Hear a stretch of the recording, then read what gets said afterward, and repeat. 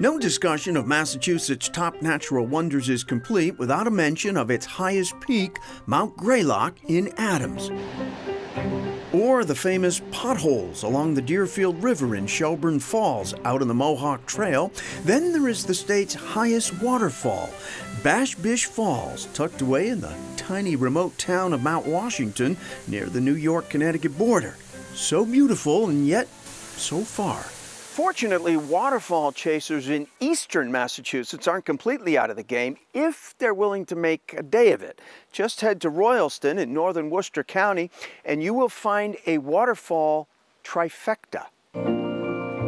That's right, Royalston, about an hour north of Worcester, might be crowned king of the Cascades. There is Doan's Falls, a series of powerful drops on Lawrence Brook. Deeper in the woods, Royalston Falls, with its dramatic 50-foot horsetail plunge into a deep gorge. Last and most remote, Spirit Falls, where the melody of water spilling over rock is nothing short of inspiring. We find Win Reidebach of Northampton, streamside. I love to get outside and play outside. It's great. The water, speaks. I speak back to it. The waterfalls of Royalston are a favorite of the Appalachian Mountain Club's Bridget Likely. I mean, you get a lot for a little bit of travel. You get 3 waterfalls that are absolutely beautiful. Likely works on the New England National Scenic Trail, a 250-mile hiking path from the Long Island Sound in Connecticut up to its endpoint at Royalston Falls. A lot of people think they have to go up to the Whites or to Acadia National Park in Maine to get big nature in New England, but in Massachusetts we have so many hidden gems that I'm so happy we have the opportunity to go to. All 3 Royalston waterfalls are trustees' properties, and Likely's favorite? I mean, I'm a little biased because I work on the New England National Scenic Trail, and Royalston Falls is the terminus of our trail there, so I'm going to go ahead and say Royalston. Our next natural wonder can't help but leave a lasting impression. It's the first place I ever came to see dinosaur footprints, and the guy said, well, these are 200 million years old. And then you're hearing traffic go by. The cognitive dissonance is really, it's kind of profound, actually. It's an unlikely spot for an earth-shaking discovery. Off an embankment by busy Route 5 in Holyoke, the trustees' Dinosaur Footprints Reservation. Sarah Doyle, an independent scholar, tells us the word dinosaur didn't even exist when these tracks were discovered by Edward Hitchcock in the mid-1800s. I mean, this was international news in the scientific community right away. Certainly put Amherst on the map scientifically. And Charles Darwin knew about these things.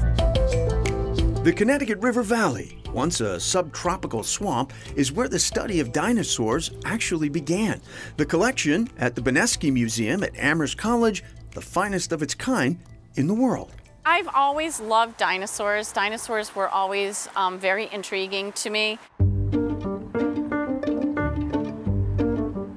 Gina Bordoni was such a dino fan, she quit her job as a first-grade teacher and opened up shop. The shop is designed to help kids and families discover the world of natural history. The Rock Fossil and Dinosaur Shop in Deerfield is a goldmine of minerals, crystals, and dinosaur tracks, as well as interactive activities like panning and fossil digs. Of the 25 life-size dinosaurs out back, a clear favorite. Coelophysis, which is our local hero here. Many of the tracks in the Pioneer Valley are thought to be those of this guy, Coelophysis. It looks so cute, right? It looks like it's smiling and, you just want to go right up to it. But make no mistake, Coelophysis were fierce. It had razor-sharp teeth, and they were fast. They weren't really to be messed with. But it does look really super cute in the forest.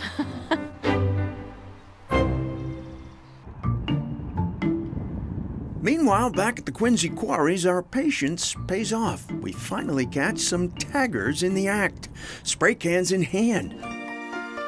But on closer inspection, we get a lesson in jumping to conclusions. So we're just basically going around and covering the swear words and either turning them into something else or, just making it appropriate.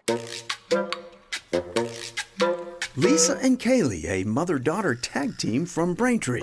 The cleanup? Daughter Kaylee's idea. When I came here, there was a lot of swear words and I couldn't take many fun pictures or anything, so I thought, why not block out the swear words? Natural wonders, indeed.